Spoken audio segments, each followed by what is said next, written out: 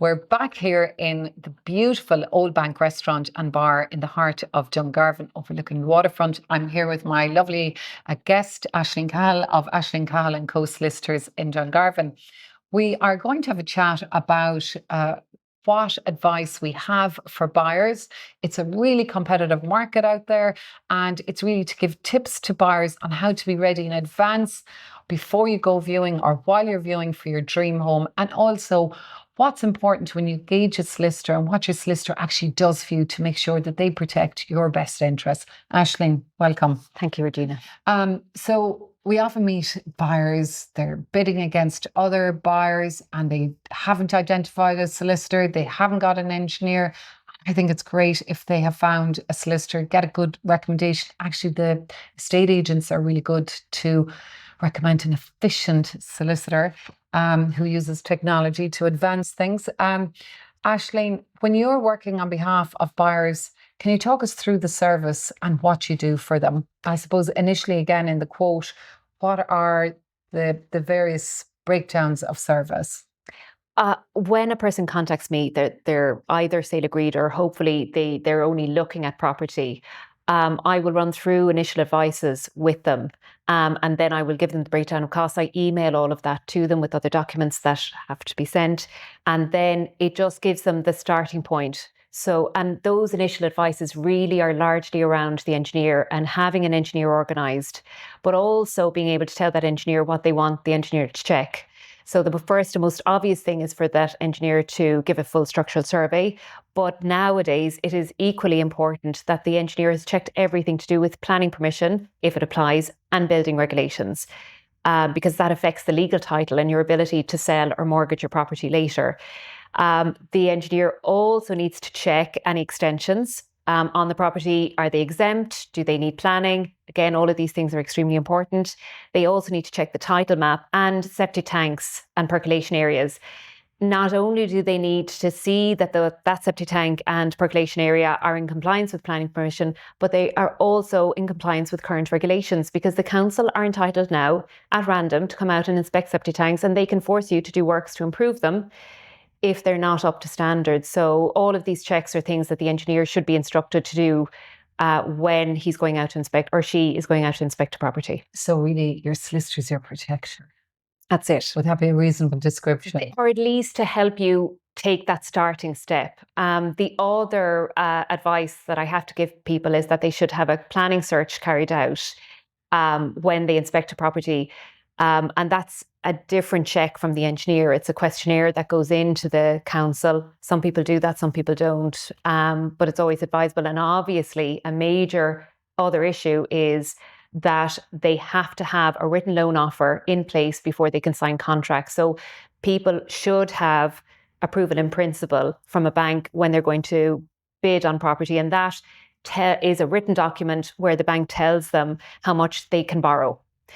But they need to get from that document to a written loan offer, which sets out exactly how much the bank is willing to let them borrow and the terms and conditions that go with that. And that document has to be there before they can sign contracts. So it's giving them all of this checklist of things. And ultimately, when we go sale agreed with the property, with the buyer and the seller, everything is subject to contract tonight, which means that up until contracts are signed, nobody is actually bound to contract. That's it. So it's really important as a buyer that you hurry up, basically, and get your loan offer. And in your experience, do you find your buyers have a more efficient experience when they deal with a broker who manages it for them, or directly with the bank? It depends. It really depends. I mean, brokers allow them to check different banks and different rates, but and they are very efficient because this is their business. But I have found banks are also, when people deal with banks direct, once they're happy with, as I say, the rate and the terms and conditions,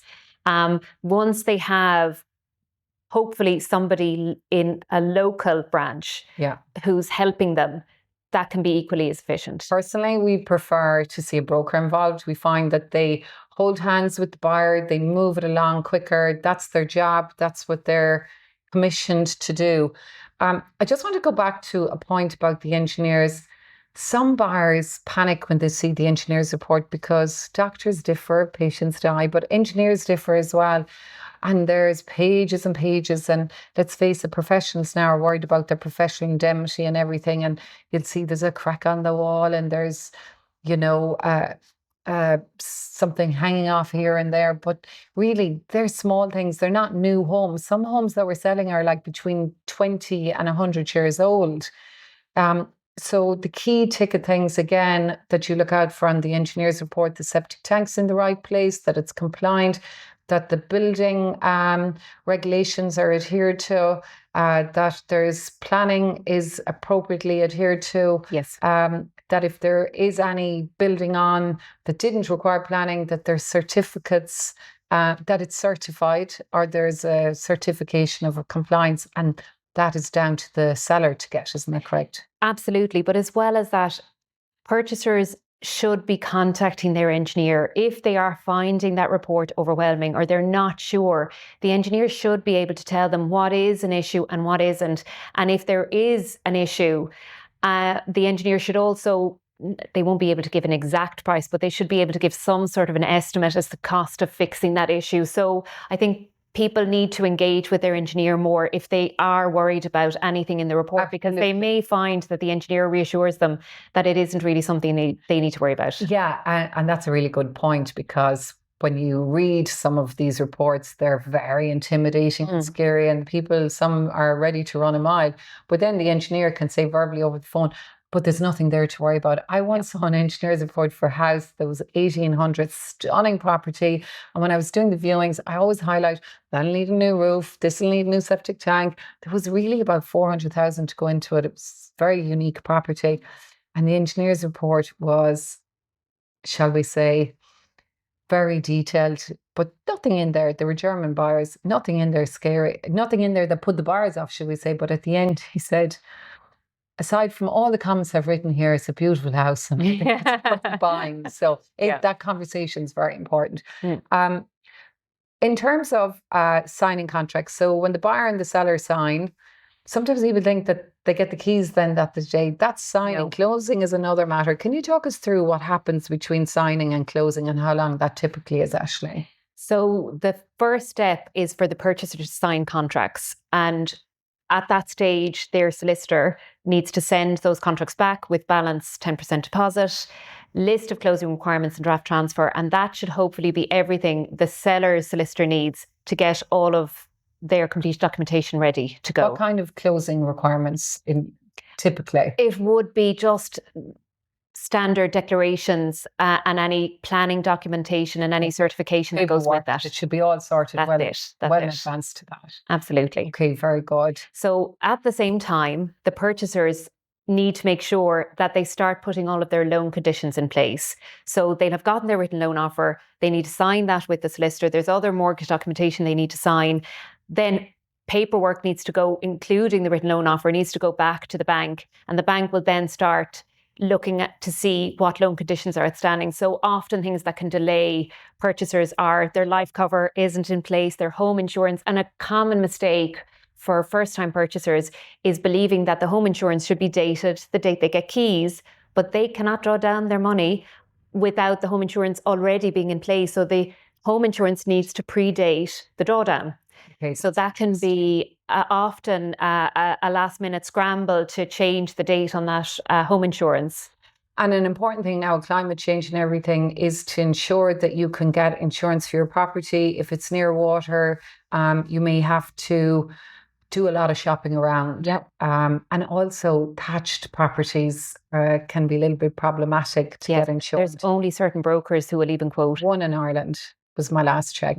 So life insurance, property insurance, all things to get in front of. Yep. And and really it's down to the solicitor to hold your hand and look after you the whole way. Absolutely. Another common mistake that I find that holds up that funds issue request as well is that the property address that's on the loan offer isn't exactly the same on the home insurance, isn't exactly the same on other documents. And then the bank will say, wait a second, we're not going to let you have the money until this gets fixed. So that can often delay things by a week more, where the insurance broker is trying to remedy the home insurance and the bank then that few days review. You remind me that I have come across that.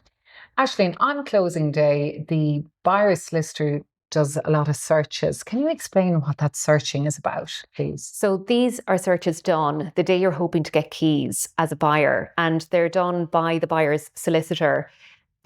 They're done against the names of the sellers and the buyers if the buyers are borrowers, and also against the property. So they're searches against, as I say, those people in the judgments office, bankruptcy office, receiver fines, believe it or not, insolvency. They're to see that there aren't any judgments or bankruptcy orders or anything adverse that could no affect, impediments. Exactly, that could affect the property or the purchaser's ability to own that property without any burdens. Excellent. And can that done be the day before closing? It's always done the day of closing, but it only takes a few hours. Okay. At most. The longest, most of them are instantaneous. It's only the receiver of fines has to go to the sheriff's office. So that can take, sometimes it can be back in half an hour. Sometimes it might take an hour or two. And I know sometimes buyers and sellers can get frustrated with this, but isn't it the biggest purchase of your life? And so it has to be right. 100%. And sometimes the title is Registry of Deeds, which is an older title in Ireland. And they can take longer, but they are extremely important, because what you don't want to find is you think you have a set of deeds, which is what Registry of Deeds title is. You think everything is fine, and then you do your search and you find that there's a mortgage that nobody told you about. So yeah, they're very important, extremely important. So I suppose to wrap up this conversation, the main thing is source an engineer while you're looking, so that you have a good reputable engineer who can advise you and make sure your purchase is safe. A really good solicitor that comes highly recommended. I don't recommend going for the cheapest, because in life we know cheapest isn't always best, and you want somebody who's going to act in your interest and safeguard your interest and be super efficient as well, so that there's no dilly unnecessarily. As always, thank you very much, Aisling. Thank you, Jean. Thanks for watching.